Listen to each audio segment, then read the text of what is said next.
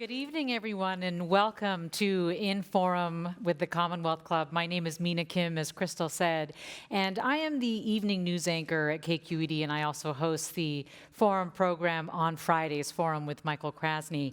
And I am so excited to have all of you here, and so thrilled to welcome Dustin Lance Black. Please join me in welcoming Dustin Lance Black to In Forum. Thank you, guys. Thank you.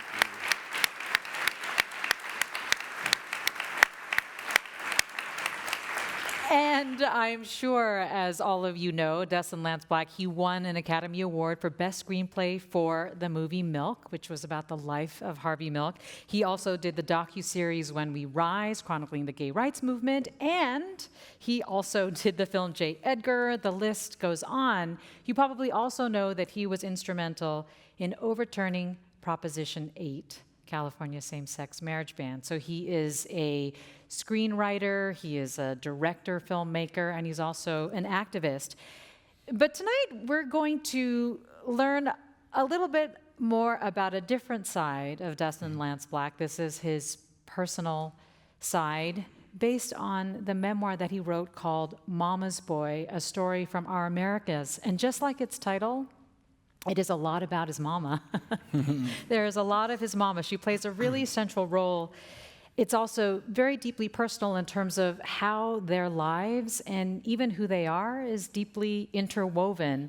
And to start us off, I'm actually going to ask Lance if he could read from Mama's Boy, just to kind of get us started, give us a feel of what he's trying to communicate with his memoir.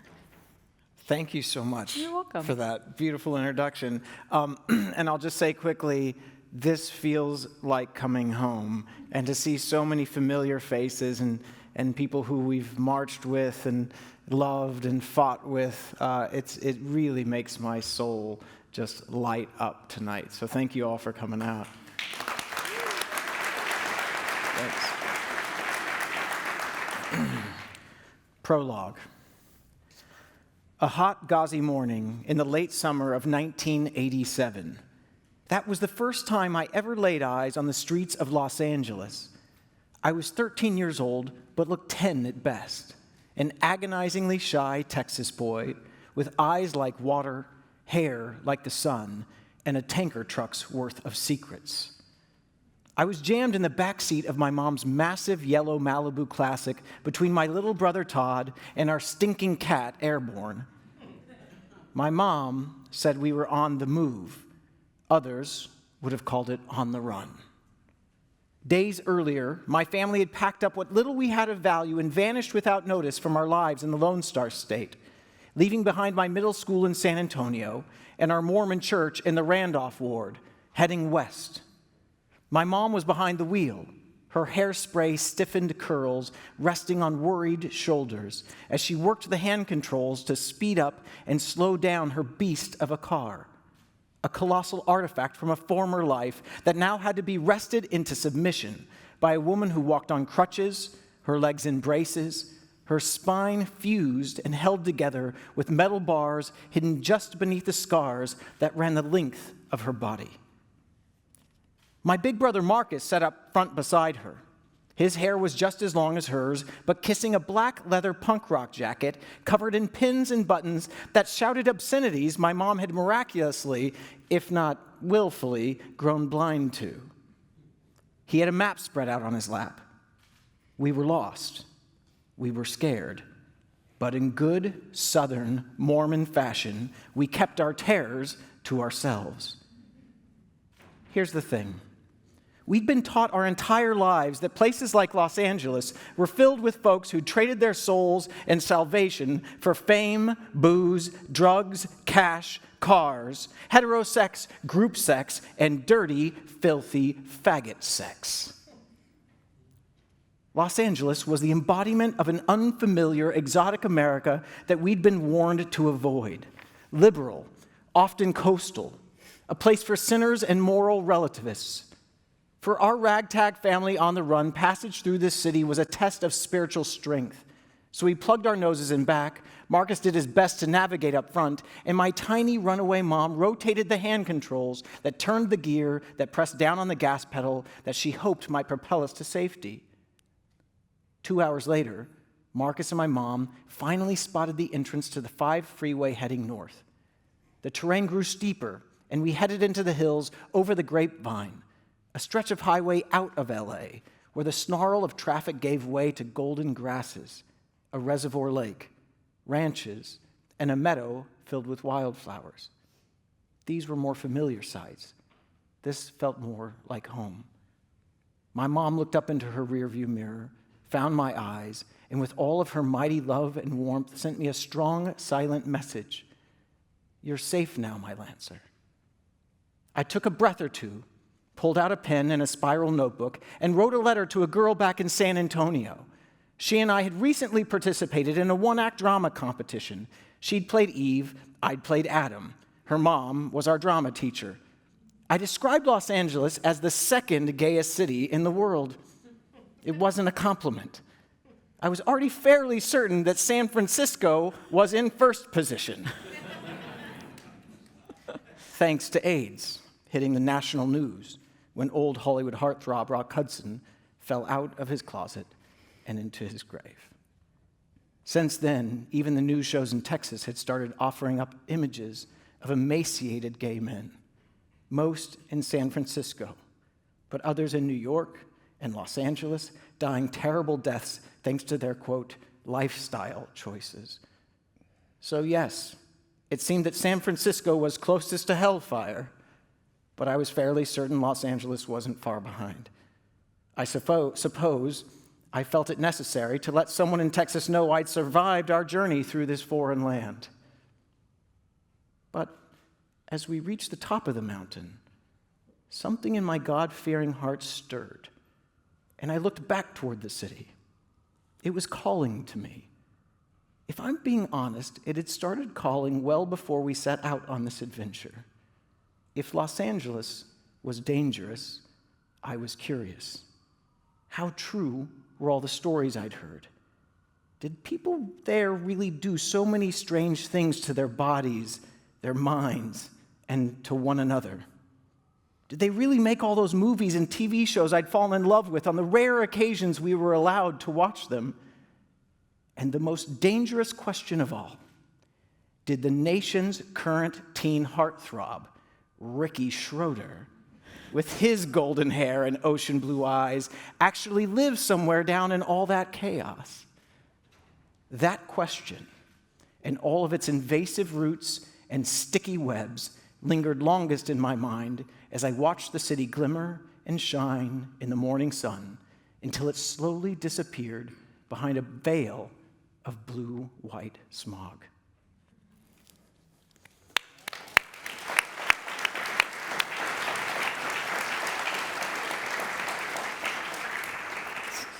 Lance Black, reading from Mama's Boy. Did you, when you set out to write your memoir, plan to write about your mom, or is that something that emerged in the writing process? What was it at the very beginning? This was, there were a couple of times that either agents or publishers had said, would you like to write a book? Let's get a book written. Once after many of us in this room, made the movie Milk, and the Oscars happened. And then again, when so many of us in this room got that Supreme Court case to overturn Proposition 8. And both of those times I thought, that's kind of looking backward, and that's a pat on the back book, and that sounds incredibly dull to me. This came from conversations with my mom. Like, as the book says, my mom was paralyzed from polio from age 2. And you learn much more about that in the book. But it meant that, and by age 6, my father, who was Mormon, had vanished, probably to inch closer and closer to a fundamentalist style of Mormonism. So it was really, I came into the world, and by 6 years old, it was, my little brother was 2, I was 6, my big brother is 10, and we're raising my mother as much as she's raising us. But my mom was also incredibly conservative, wasn't she? I mean, she was a child born in a very conservative area in Lake Providence, Louisiana. She was working for the military.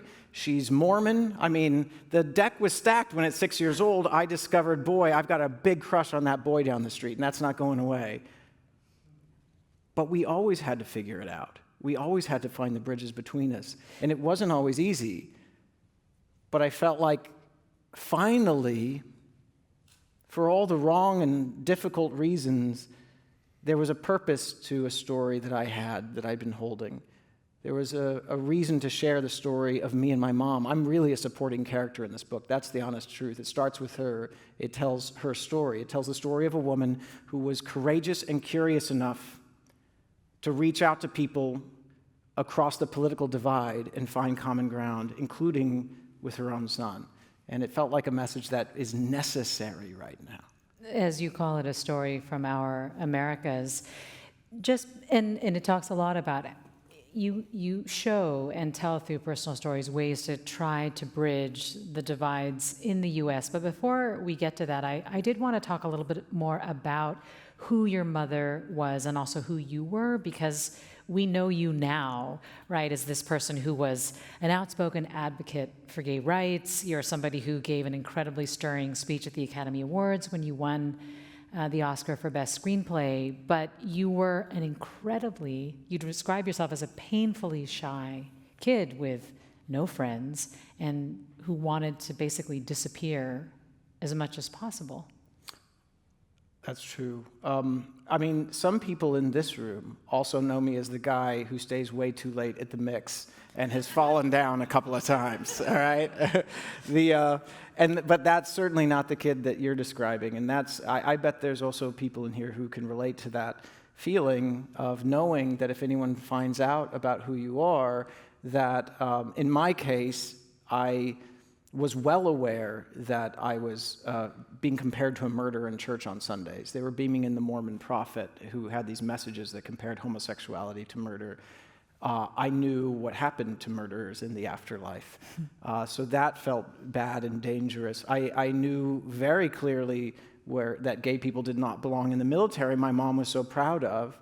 And in Texas, we were, criminals. People like us were criminals. So jail, probably the medical community, we would be subjected to electroshock therapy or at least conversion therapy. I mean, there was not a hopeful future for gay kids. And my response to that is not a unique one. I decided to shrink and to hide and to try my best to disappear so that I could avoid bringing shame to myself, but really to my family. Those micro injuries to your soul that are inflicted every day you remain in silence start to add up. And sure, I, like many, considered dire solutions to that. Yes, you considered suicide when you were 12, I think you wrote. But I think the reason you and your mom were so close had a lot to do with the fact that she too was somebody who felt shunned. Can you talk a little bit about just kind of how she moved? I mean, you mentioned that she was paralyzed, that she used crutches, but can you just describe her body and how she moved through the world? Sure. So when polio affects different people very differently, and she really, it didn't take her life, but it got just about as close as it can and still survived. So it got her up to the chest. She had lost some movement in her arms and hands, but she was able to regain that up at Warm Springs, Georgia. Unfortunately, there was something happened in the family and in the community where, I'm ruining the book in certain ways, but fine. Someone absconded with the money from the March of Dimes that was being run by the local Southern Baptist Church, and now my mother could no longer afford to be at Warm Springs, which had a gentle philosophy about how to treat polio patients, and she was put in a Shriners Hospital, which was trying its own methods that leaned more on the scalpel. So that's when they started cutting on my mom. And they don't ask permission, they just wheel you away. And it was all experimental. People were trying their best, but she had scars that ran the length of her body from cutting away muscles, so that made her look different, very different. And trying to fuse bones and muscles. And eventually they did a surgery where they just implanted truly just steel bars on either side of her spine because it had begun to twist so much. And it sort of worked, but it never quite stopped the twisting. It did mean that she could walk in this incredible... I don't know that I've ever seen anyone walk like my mom did. She refused to be in a wheelchair. She should have been in a wheelchair.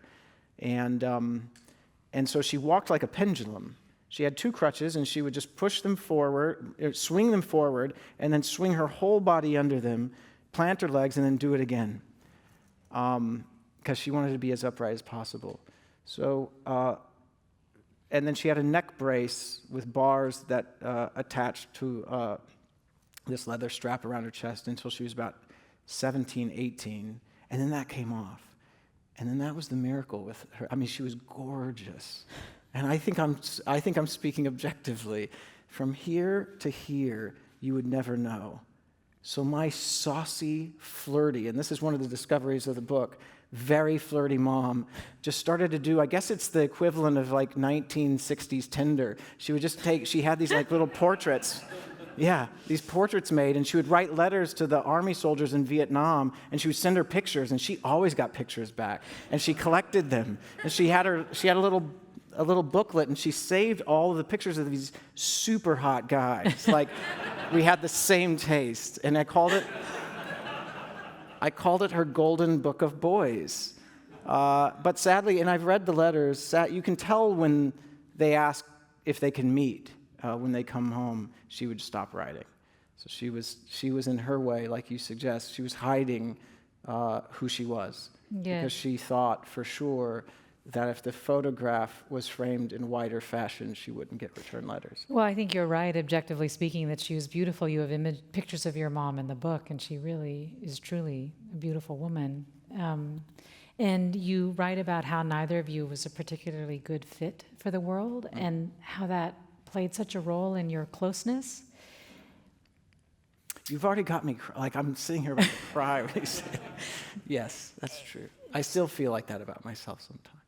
Yeah, which made me realize and feel why it was so crushing when she didn't, for lack of a better description, respond appropriately or the way that you would have liked her to when you came out, which wasn't even really you coming out in this way of like, Mom, I have something to tell you. No. It was in a moment when she was basically disparaging the don't ask, don't tell policy of President Clinton, not because she felt like it was discriminatory against gay people, but because she thought she didn't want what she considered degenerates in her military. That's right. Do you want to share a little bit more about that story? I didn't want to come out to her. I was terrified that I would lose her, and we were so close.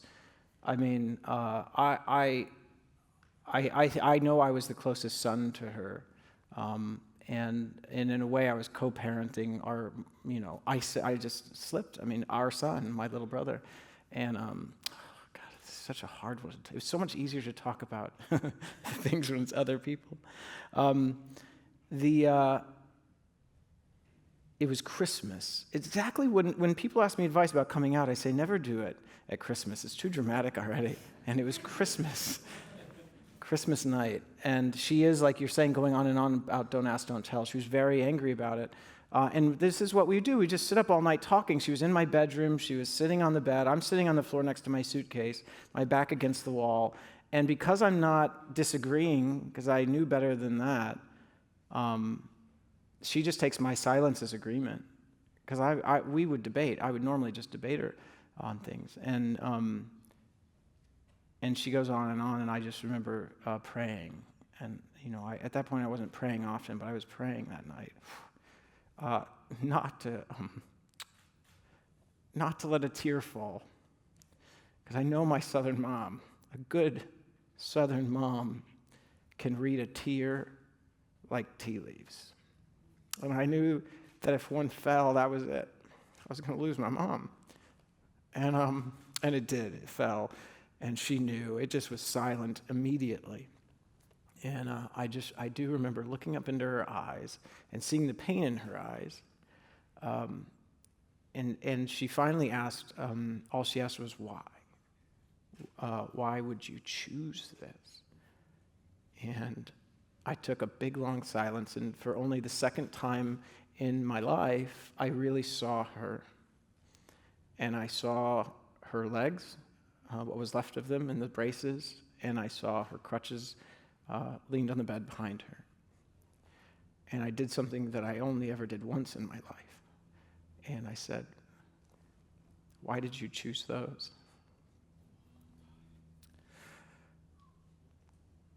And it was, understanding began there, but it certainly not acceptance, and that would be a long road for us. What you found was it was through her hearing the personal stories of other people when she visited you Yeah. when you were graduating from UCLA Film School. So you came out to her when you were 21, and then shortly after that you were graduating. I guess it was about 6 months or so. Maybe. Yeah, it was like It would have been Christmas and then. 6 months that felt like years.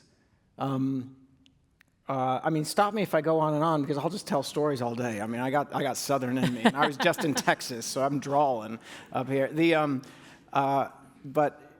It was we just stopped talking in any intimate way those 6 months, and that was the only time in our lives that we didn't talk like 2-3 times a day. Do you want me to tell that little story?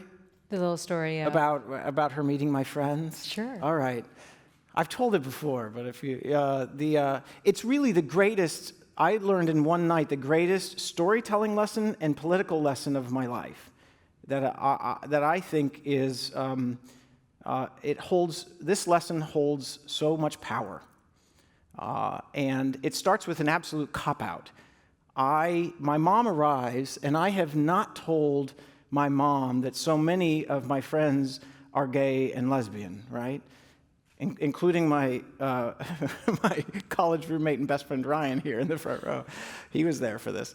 And I also have copped out because I haven't told my friends that my mom didn't accept me, because I didn't want to admit that. I didn't want to talk about that. And I didn't want them to demonize my mom and, all of that. I just didn't want to talk about it. So she comes in, and I go into the kitchen, and we're making just like terrible spaghetti with sauce out of a can, and everyone's drinking a lot of wine. It's a graduation the next day, and my friends start to assume that she accepted me.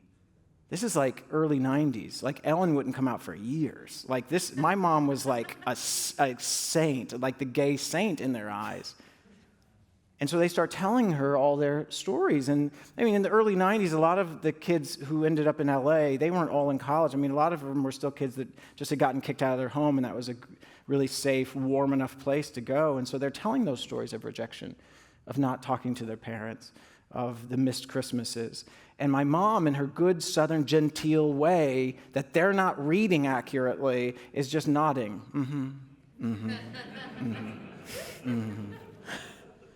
I mean, I had the things that she heard that night. I won't go into the details, but as people got more comfortable and more drunk, I think she learned a lot about how lesbians do it. I think she learned about gay male hygiene. And I was just horrified. She also met that night this young man who I had a big crush on, and who was paying me no attention. He was a little bit older than me, a graduate student, and he just could care less that I was alive. And after everyone left, my mom had me sit down on the couch next to her, and I could already tell she was brimming with tears. And I thought perhaps those tears were anger, frustration, that I'd set her up for this. And she turned to me with those tearful eyes, and she said, I met your friends. Great. She said, I met one young man in particular, a graduate student. I said, oh yeah, I know exactly the one you mean. And she said, well, I had a long conversation with him, and I did tell him that I thought he ought to treat my son a little bit better, and that when he finally does take you out, that he ought to pay.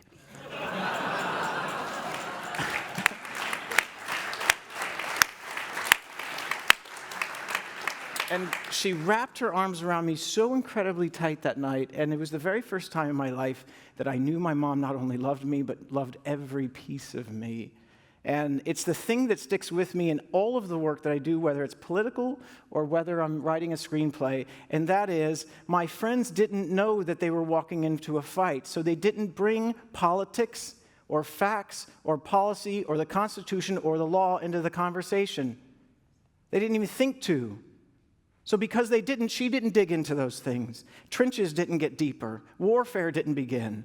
They did the extra step just by, without even thinking about it, of bringing these stories that illuminate the Constitution, that illuminate the facts and the science, personal stories. And my mom looked them in the eye and showed the curiosity and the courage to actually listen with her heart. One night, personal storytelling erased generations of homophobia in my mom's heart. One night. And that's one of the main reasons I wanted to write this book, which was as much as we believe in places like San Francisco and New York and know that the facts and the science and the Constitution and the law are on our side, we have to do a little bit more work than that and find the stories that illuminate them and bring those to our neighbors so that we can start speaking to this in order to change these. I hear that. I feel like I understand how personal stories have that effect. In journalism, in so many ways, that's what you do to try to help people understand the policy piece that you're about to tell as well. But it does feel like these days that the differences, the political differences, for example, have become so stark that at this point, it's almost less that you're disagreeing on politics or policy, but that you're actually disagreeing on values. I often find when you're trying to tell stories, you're trying to show that we have shared values here. Mm-hmm. But I think if you were to, if you have a situation where you have a president who's banning transgender people from the military, banning Muslims from the country, taking infants or toddlers from migrant parents, and you're standing with this person, there's a feeling that we no longer share the same values. Well, so how do you get past that? That's what the last third of the book was for me. So, there comes a time when, I was ruining the book, but I know, it was actually very challenging to come up with questions because the way you tell stories, you have it's almost like a punchline, or you really a reveal at the end. So to ask you to share some of my favorite stories out of your memoir would be to give away. It's all right. It's all right. You guys have already bought the book, haven't you? At a certain point I lost my mom. And it's great that I just told that last story, because here was the challenge, and it's where I realized I had been far less than courageous. And this is the tough stuff. This is the tough part. But I thought, my mom showed the courage and the curiosity to get on a plane and fly to Los Angeles. I didn't think of it that way at the time. But it must have taken courage for her to do that and to walk into that room with a bunch of people she'd been told her whole life were criminals and sinners. And I realized, I'm so emotional this day. I realized I hadn't shown that same courage. And so the last part of this book was me going back to Texarkana, Texas, to sit with my family, who I know all voted for Trump and stand by that. Oh, not this one. That's my cousin Sandy. That's my cousin Sandy. But your sister did. And your brother. Yeah. But she's a wild city woman. Yeah. So, no, it's okay. You're allowed to interrupt. Correct me anytime. Much of my family in Texarkana had voted Republican most of their life. And then the more challenging thing to do, even than that, was to travel back to Salt Lake City, Utah, and to see if I couldn't find common ground with the church. Now, here's what it means. It means I had to walk into those rooms and hear things that were difficult, listen to things I didn't want to hear. I had to go into those rooms with the same curiosity my mom showed my friends, And I'm telling you, what does become clear once, we would start talking politics a little bit, me and Lynn, but we put that aside. After a bit, we're like, let's just not talk, let's put that aside a little bit, right? And in Texas, it was much more fun because we could have whiskey. In Salt Lake City, we didn't have that advantage. Or coffee, But I swear to God, with Lynn, which is in the book, as soon as we got the politics out of the way and we agreed, we're going to talk about us, not this, not your voting record, not who you're standing with, because you might have done that for many, many reasons.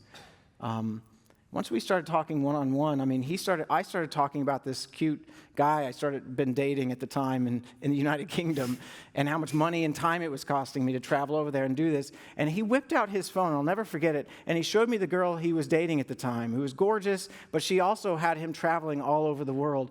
And I realized in that moment we were doing it.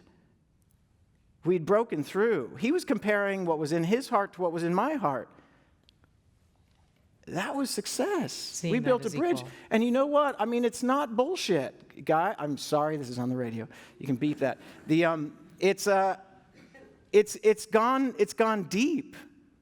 I now have this connection with a family who I had become disconnected with, that I love.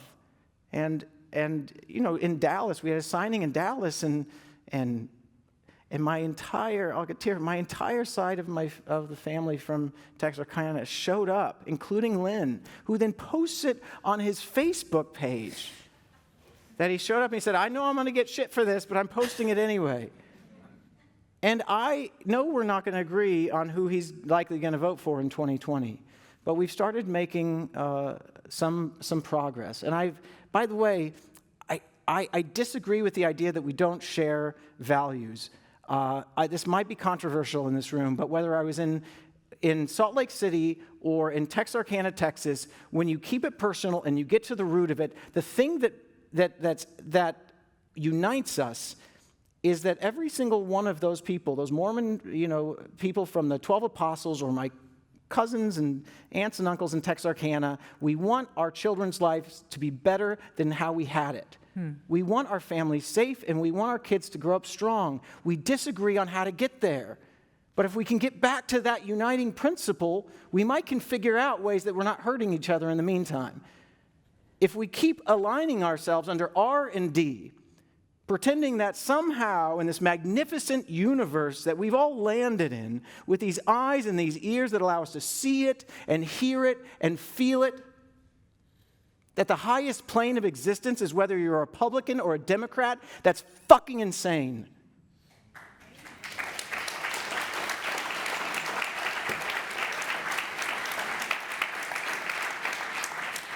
But it's going to take courage and curiosity going both directions to get us back to a place where we can have those conversations, and also to understand that there are those who benefit from division and fear, who are profiting from it, who are gaining power from it, and those aren't the people we're going to convert. Recognize them, know who they are, and as we say in Mormondom, dust your heel and move on. What is a slight against the South that you hear from folks on the coast, or a stereotype that angers you the most? Well, that they're stupid. I think that's the big one. And I don't think that's true. And I certainly think that when it comes to emotional intelligence, it's really not true.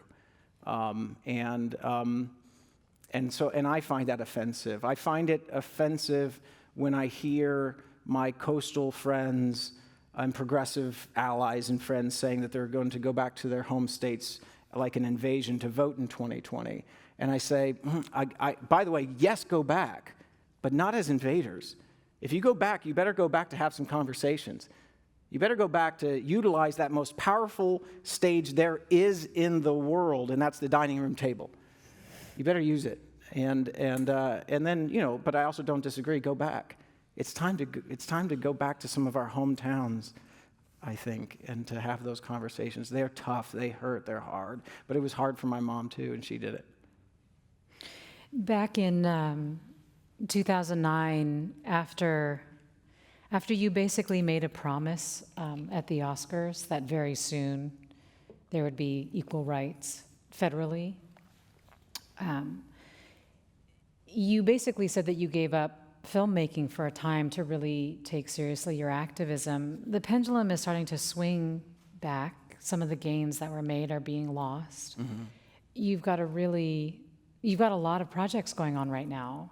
Do you feel like, and you're doing the activism as well. I mean, you've been vocal about the Equality Act, which is trying to amend the civil rights law to try to specifically grant rights based on sexual orientation as well. But do you feel like you can make those same sacrifices again if you need to? I mean, you're a dad now. You've got a lot going on. God, I mean, there was a, you know, my mom, the day after the Oscars ceremony, set me down and in a very Southern mother way said, you know, you made a very big promise on that Oscar stage. And I said, yeah, you're right, I did. And it was a scary promise. A lot of people, in fact, many, if not most, of my heroes in the LGBT movement said that what I had promised, which was full federal equality, namely with marriage, it was too soon, it was too much, it would cause a backlash. And so I was feeling heat. But my mom said, Lancer, I raised you to know that a promise is a sacred thing. And it's another one of those like conservative values that fuels me in my progressive battles. And so, I had made a promise, and so I really put all of filmmaking in second position, and my work suffered for sure. And then at a certain point, I just stopped. But there was also, because of the design of that case, it was such a small group. It was me, Chad Griffin, who's now at HRC, Bruce Cohen, who made Milk. We made Milk together. Rob Reiner and his wife.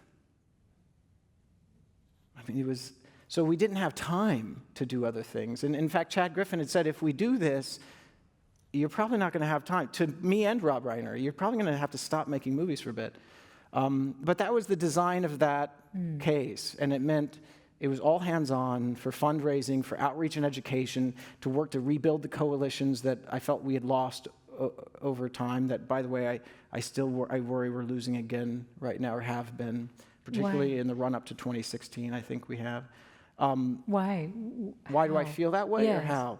Well, I think that there has been, this is really changing gears, but I think that there has been a very effective campaign of division. I mean, some of it we know where it's coming from. Some of it, and I hope this doesn't sound too conspiracy theory, but anyone who's on Twitter or Facebook knows that if you post something backing up your trans brothers and sisters out there, you get a slew of weird profiles with lots of numbers at the end, trying to get you to abandon your trans brothers and sisters, trying to make it the LGB, right? That was playing out in so many different ways. You saw it happening effectively to divide progressives from other kinds of progressives.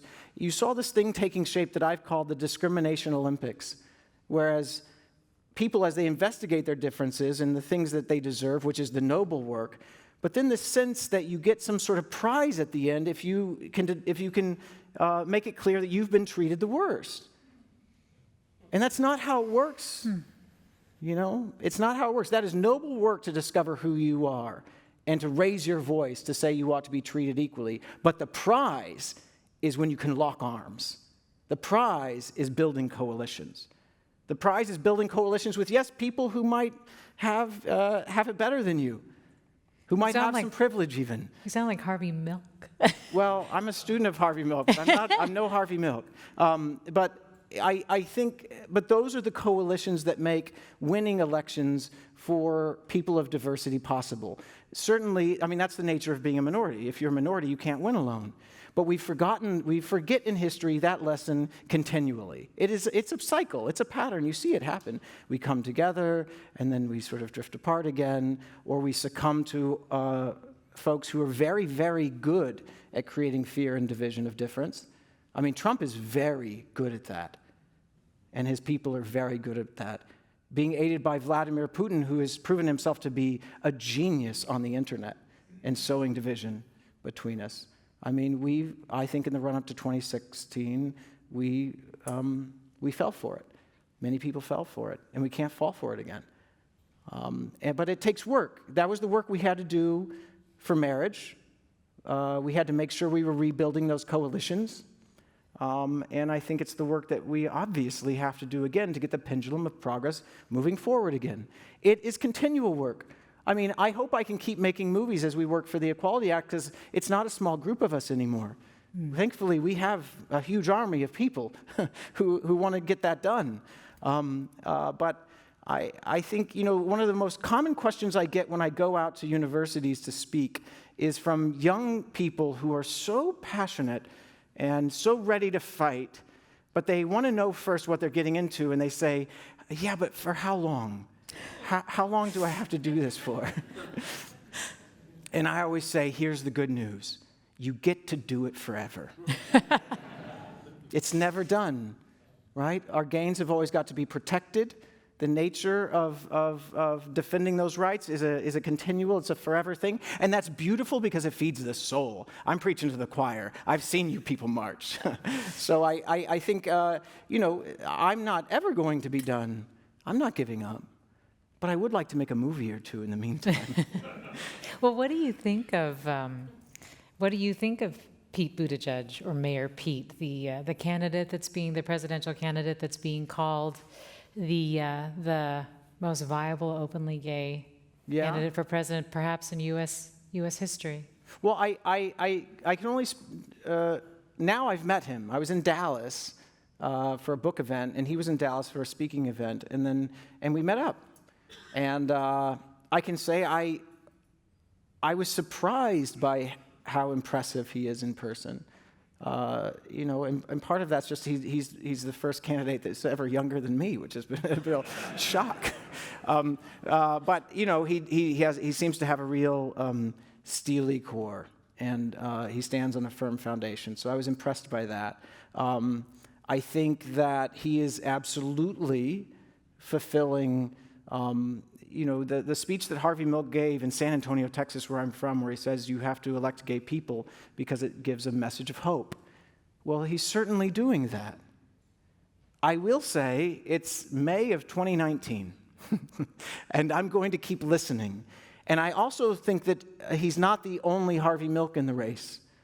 I think there are a lot of people running right now who come from other communities who have not been represented fairly, who have not had the power they deserve, who have not been treated equally, who are running, and their own communities are finding hope in that.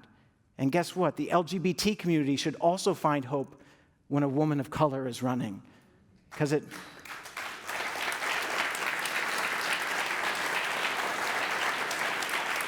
So... I know it's a lot, and it's a whole lot of people, but I feel awfully lucky right now that there are so many Harvey Milk-esque candidates in the race. I was given the signal to ask folks to think about questions that they might have for Lance. In about 5 minutes, we'll go to Q&A, and there will be people in the room with microphones to take your questions when you're ready. I wanted to talk just a little bit about becoming a dad because, well, first, you've really shared that whole experience, your experience of having a son through a surrogate with your husband, Tom Daley, the UK Olympic diver. And becoming a parent really changes you, I think, or gives you a whole new perspective on yourself, on your own parents. Yeah. And I'm just curious how having Robbie Ray has affected you.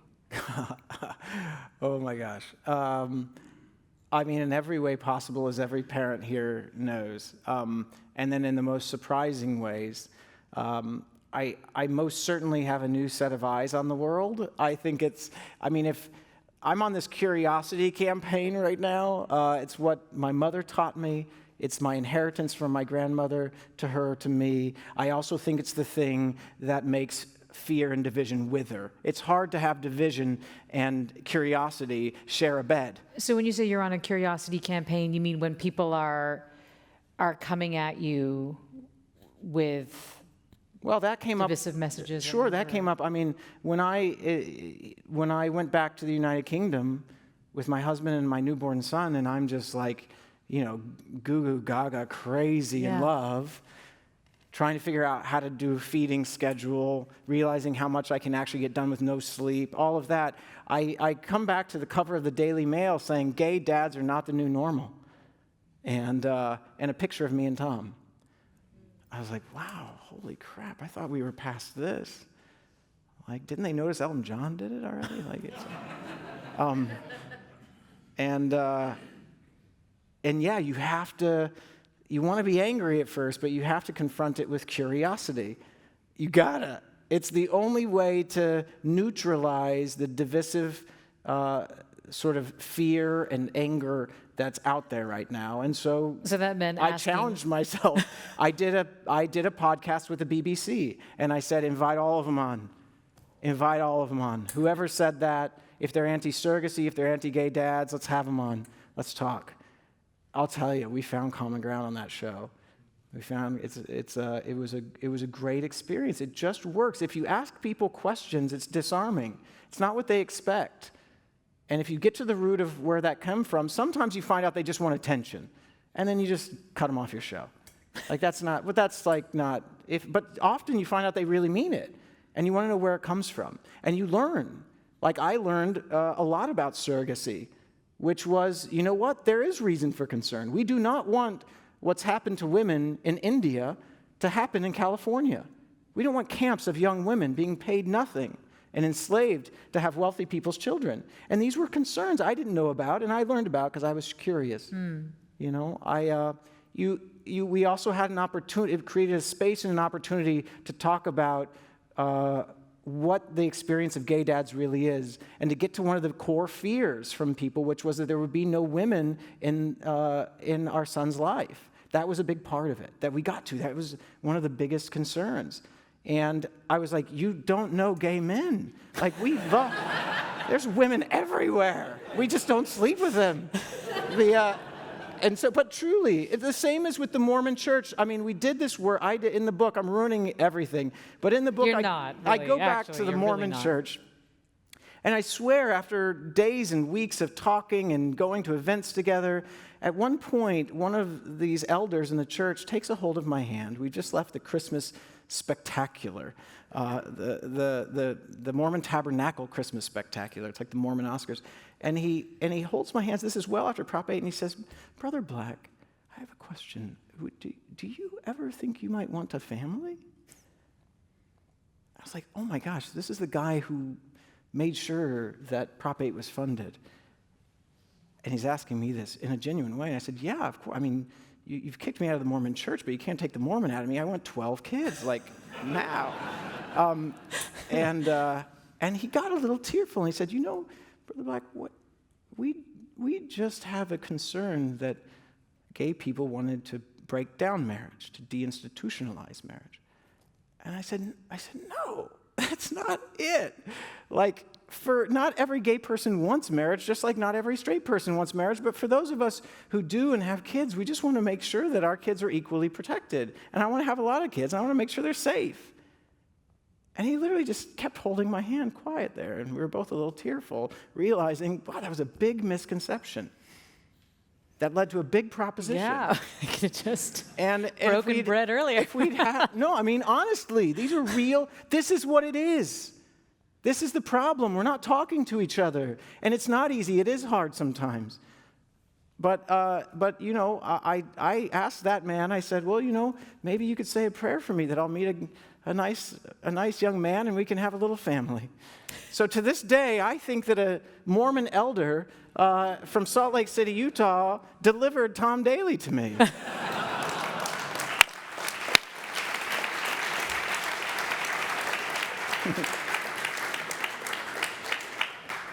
Well, Well, we'll go to audience questions now. And if you need a second to think about it, I do have one other question, which is one of the reasons I ask about what it's like and what effect it's had on you to be a parent is because I also think it changes your perspective on your own parents or the way your own mom may have parented you.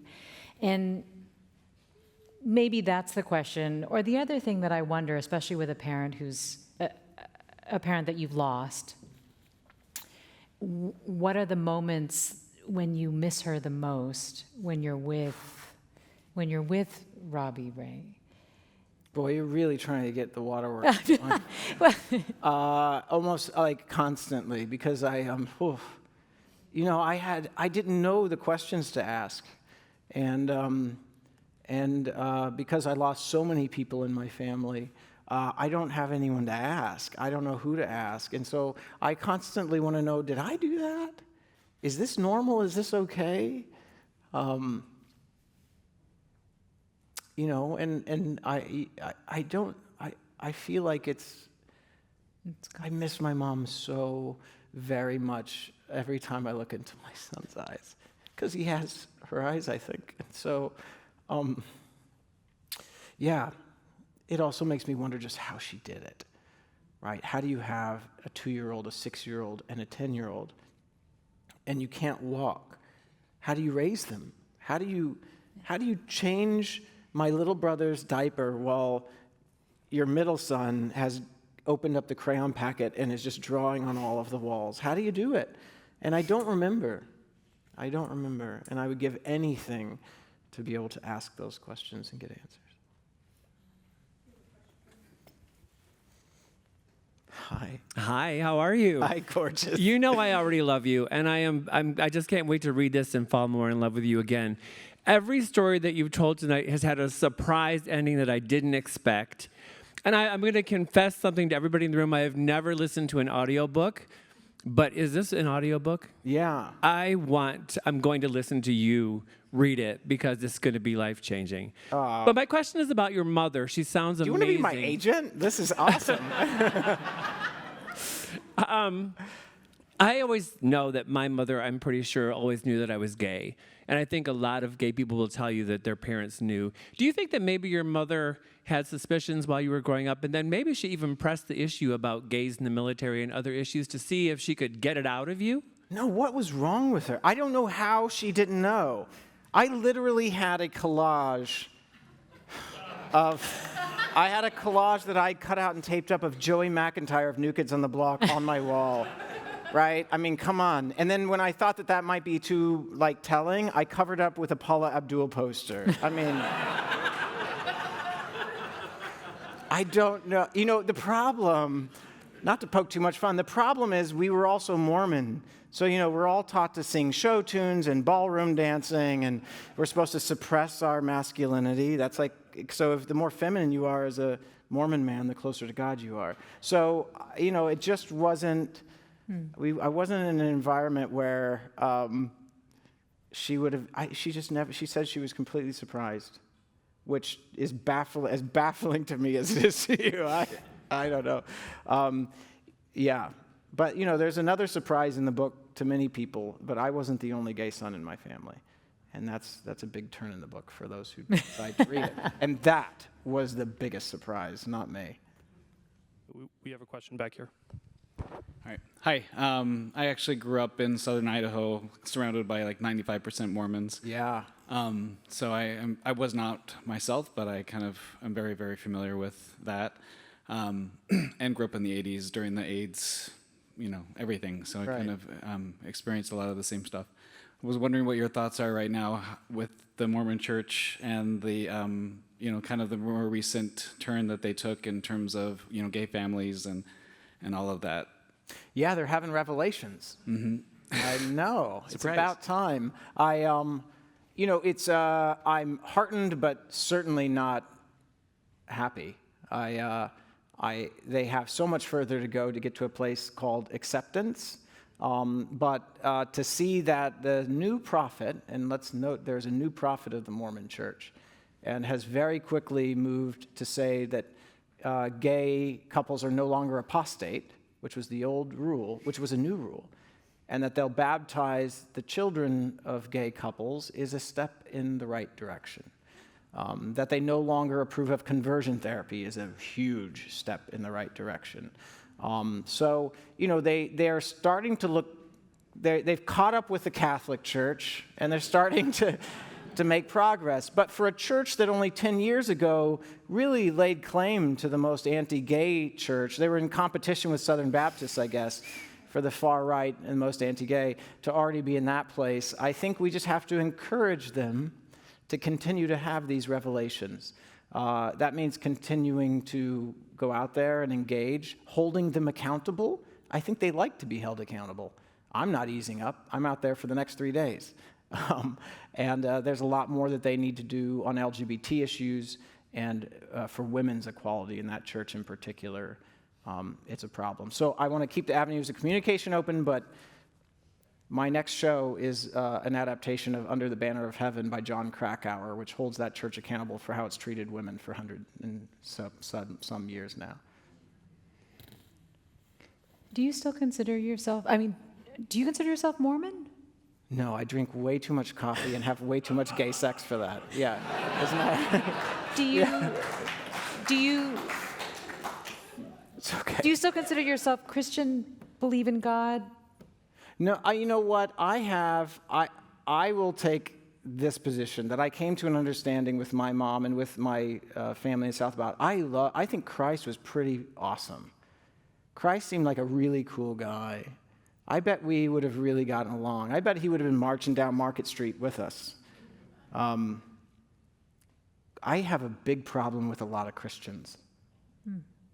So I'll take the Christ. I'm not sure about Christianity right now. I don't think that's in a very healthy place.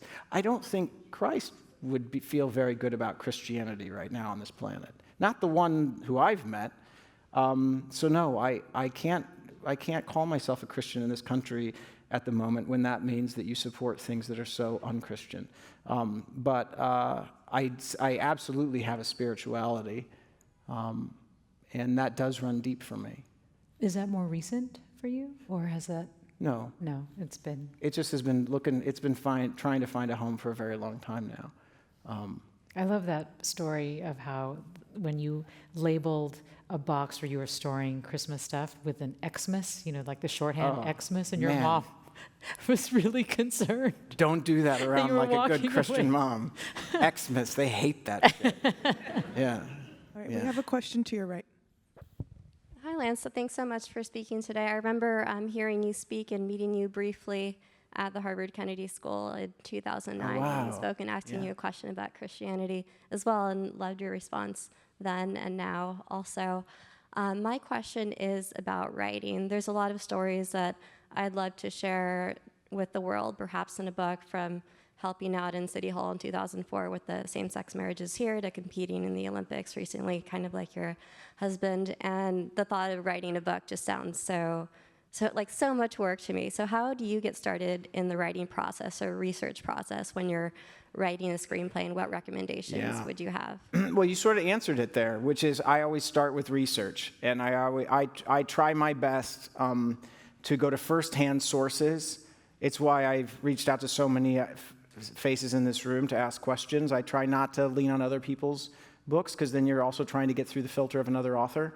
And that's also fun, and you discover things that haven't been discovered yet. And those sparks are going to keep your energy and your love of this project alive. So I think that's a wonderful place to start. And then I'm a heavy-duty outliner. So particularly for a book where you're going to fall in love with every sentence, because you have to. You have to invest yourself in every paragraph. In movies, you really just have to make sure the dialogue is right and that everything else is clear, but it doesn't have to be literature. But if you're writing a book, you better outline it, I think.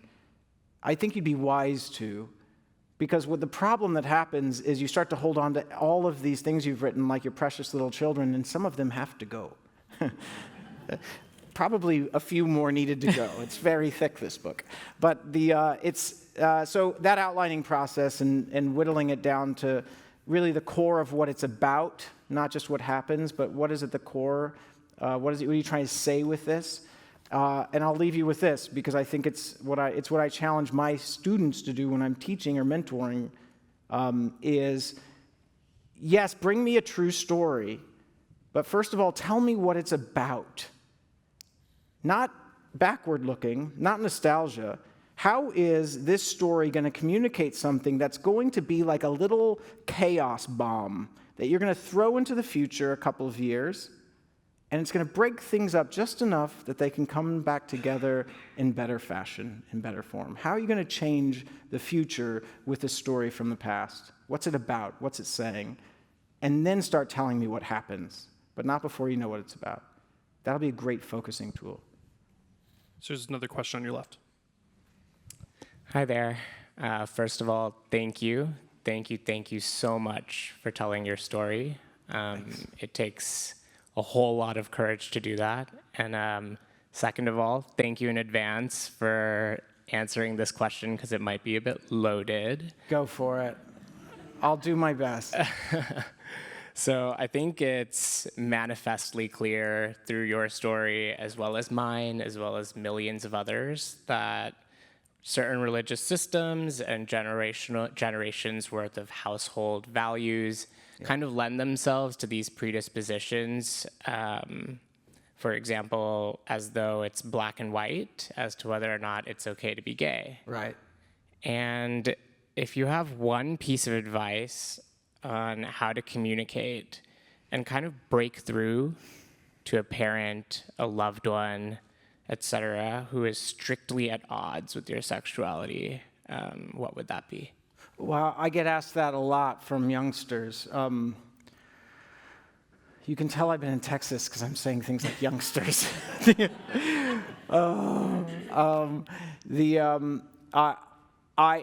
My advice is, and I think this is from talking to a lot of folks who have both succeeded and not succeeded. It doesn't always work. That's the horrible, sad truth. Kids are still being kicked out of their homes just for coming out to their parents. What I do ask is that I do tell them to avoid Christmas. I do say that, but then I say, you're going to likely hear things that are going to be very hard to hear, that are going to be horrible, and it's going to hurt. But go into it thinking my number one goal is to leave the avenues of communication open. How can I do that? It's hard.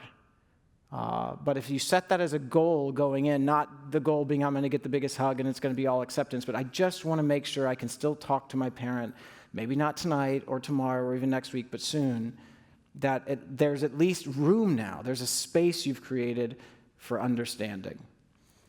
The thing that I've heard from parents, this is from some of the work I've done with PFLAG and Trevor Project, parents who weren't accepting at first, but something that helped them, and again, this isn't universal, none of this stuff is, was when some of the kids said, or it became a revelation that, oh, they're not different today. So letting your parents sometime know that, hey, the only thing that has changed today is that you know. I haven't made a new choice. There is no new path. I'm just letting you know something that's always been with me. And that's a real revelation for a lot of parents. And it also helps, from what they've said, it helps them feel like they haven't lost their child, which is one of the big fears. Those are my big pieces of advice. And then last but not least, for the young folks who contact me, I do make sure I say, please have a support system in place, especially if you're concerned. Have a friend, have someone to talk to, know who that next conversation is going to be. And if you don't have someone, we get them one of the hotline numbers so that they're ready to call. This is our second to last question. Hi, Lance. Hi. I love the story of your mother riding the soldiers. What happened to her book of pictures? Oh my gosh. All right. Well. So at a certain point, it was before I came out to her, but it was one summer, we were going through all of her treasure drawers, is what she called them, and it's the first time I ever saw it. And I'm flipping through it with her, and she's telling me about each of them, and I'm trying not to show my keen interest. And she's telling me the stories, and she remembered them all in such detail. And oh my gosh! And then she gets to the very back page, right, the last page in this thing that's jammed. And I swear to God, like the cutest, most handsome, tall, dark, gorgeous guy. And I'm like, wow, Mom, he looks like a movie star. Like who's that? And she just said, Lancer, that's your father, who I didn't know because he had left.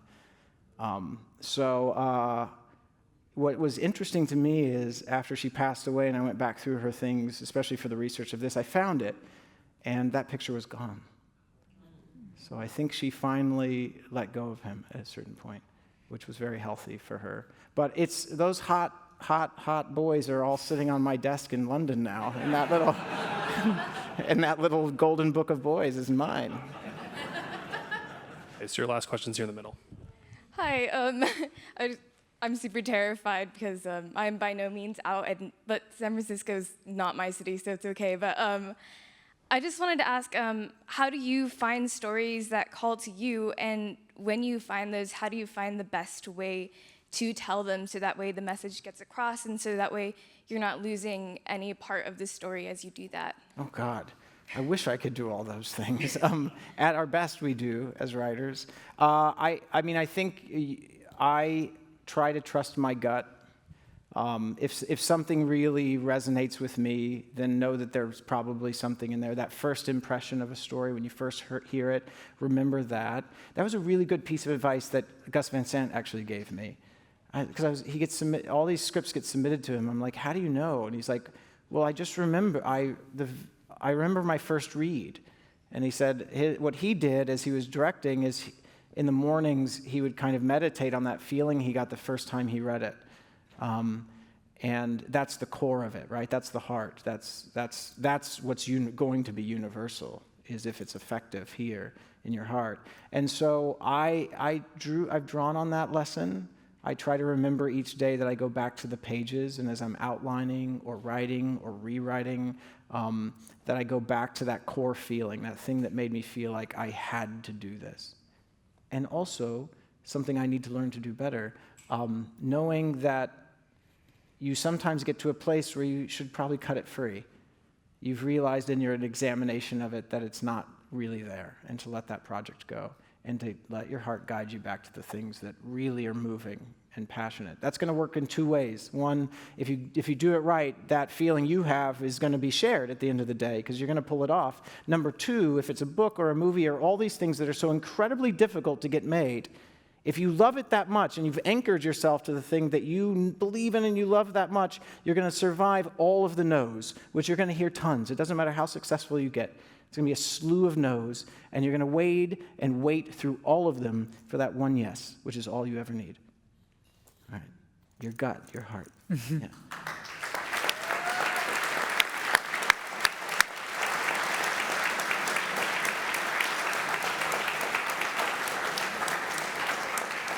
There is a tradition here at Inforum where in the last minute you have to answer this question. Oh boy. What is your 60-second, so you have to do this within 60 seconds, 60-second idea to change the world? Oh. You're like, that's easy. I mean, we've been talking about that the whole time. I want people who exist in different political camps or in different tribes to get together and to have dinner with one another, period. Dustin Lance Black. Well, thank you for being with us tonight. Yes, Dustin Lance Black, everybody. Thanks to you as well for joining us here at Inforum at the Commonwealth Club. Thank you.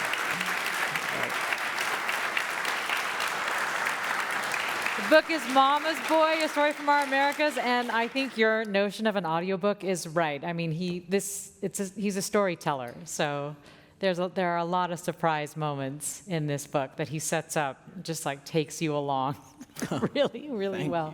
Thank you for this. Thank you very much. Thanks for having me. Good night, I everybody. appreciate it. Bye-bye. Thank you. That was awesome.